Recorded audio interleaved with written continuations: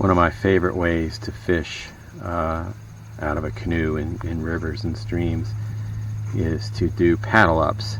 Basically putting in somewhere and doing exactly as the name suggests, paddling up and fishing on the way up until you're done, and then float back down. It avoids an awful lot of the things that can go wrong on float trips, like the most common of which is not being sure how far the float is or how long it's going to take. You know how long it's going to take because you paddled it. You're able to fish a lot slower, which I like, a little more methodical, and I enjoy also being able to switch it up. I'll fish one or two kinds of lures on the way up, and usually something a lot more active on the way down, and just float back to the takeout. So, and I also enjoy the act of paddling up against the current, especially in these smaller streams.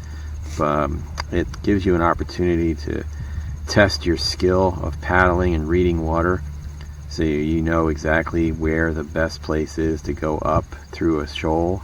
That kind of helps you be a better water reader anyway for floating downstream, because the same places you want to go up, you pretty much want to go down too. And it's certainly a good workout. You need a good shallow draft boat in order to pull that off, and these Discovery 119s from Old Town sure do fit the bill.